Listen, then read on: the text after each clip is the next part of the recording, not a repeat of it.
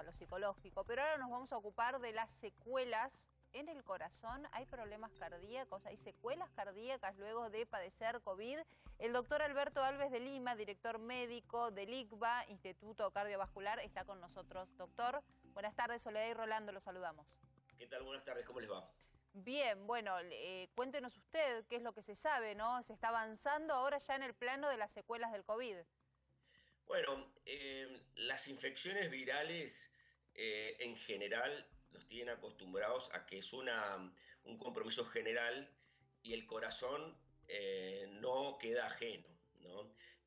Yo creo que frente a toda esta situación de tanta preocupación, sería muy cuidadoso en esta información en cuanto a no agregar una nueva preocupación a las ya preocupaciones instaladas con respecto a COVID, porque la prevalencia del compromiso severo de la función miocárdica es muy poco frecuente, ¿no? Ocurre, obviamente, ocurre. Hay dos mecanismos.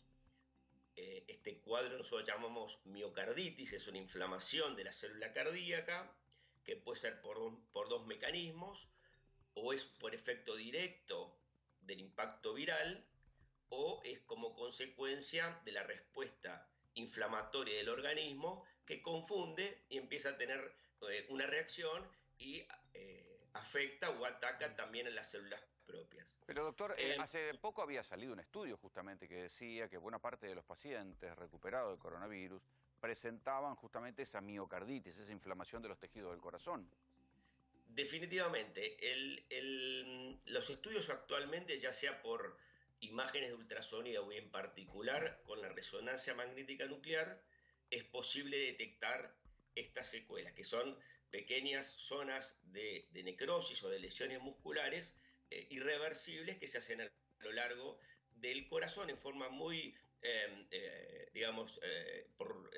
no con una distribución específica. ¿Y eso genera secuelas graves? Bueno, en algunos grupos puede ir, la mayoría son secuelas como que mínimas, pero en un grupo puede llegar a generar algún grado de disfunción contráctil del corazón y obviamente en algunos disfunción severa. Y esto que se dijo siempre que aquellos que tenían hipertensión eran más vulnerables al coronavirus, ¿también es para las secuelas? No en este caso, no vincularía esa circunstancia.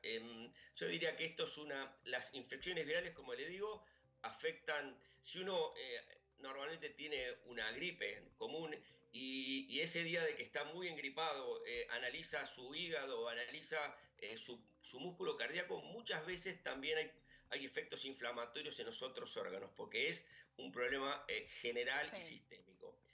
Obviamente estamos muy focalizados y nuestra cabeza está muy focalizada en coronavirus y lógicamente por la cantidad de casos que han ido apareciendo se estudió este tema y claramente existe esta situación. Yo creo que yo un poco hoy en alguna oportunidad que he tenido posibilidad de conversar es decir, no agregar otra cuestión, porque básicamente no hay mucho que podamos hacer como para prevenir. O sea, usted dice que no es para alarmarse. No es para alarmarse. Claro, no se puede hacer mucho. No es que alguien se contagia coronavirus, se cura y va a tener un problema cardíaco severo que lo va a terminar matando, esto. La gran mayoría, la verdad que coronavirus, la gran mayoría de las personas lo cursan en forma asintomática o levemente, y hay un grupo chico que sí, que puede resultar muy complejo. Por eso yo creo que... Igual, doctor, hasta incluso quienes lo cursan en grado leve, manifiestan quedar con una suerte de agotamiento y de fatiga. ¿Esto puede tener que ver con el cuadro que usted nos describe? Porque también se habla de menos capacidad pulmonar. ¿Puede tener que ver con lo mismo?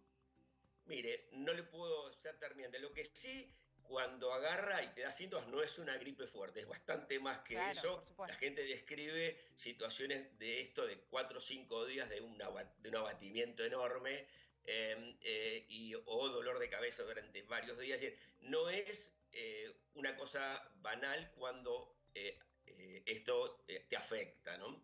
De todas maneras, yo creo que en esta confusión o gran situación que estamos viviendo es que no hay que olvidar que coronavirus no nos debe paralizar. Por eso un poco venía el mensaje que yo le quería, que un poco siempre trato de transmitir, porque los miedos nos han paralizado y nos han paralizado a los controles. Entonces, a eso, ¿han vuelto ojo. los pacientes cardiológicos o que tienen problemas coronarios, han vuelto a los controles? Que era lo que No, se decía no, al no. comienzo, que No. habían dejado de atenderse.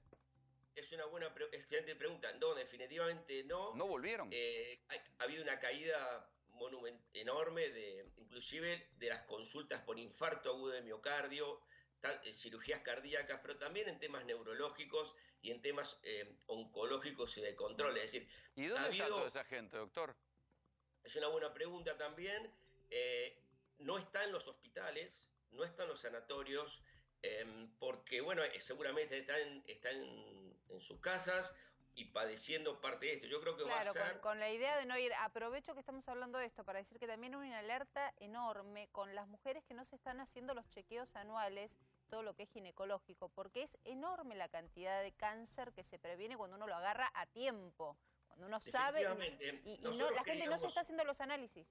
Hace el principio habíamos hecho un cálculo desde el ICBA en cuanto a si uno dejas de controlar tu factor de riesgo, cuál es el exceso de mortalidad teórica esperable. Y calculamos entre 7.000 y 9.000 fallecidos adicionales a lo que sea cuando vos cortás el control y la prevención. Claro. Porque la medicina hoy en día se basó, su éxito, en la prevención y el diagnóstico precoz.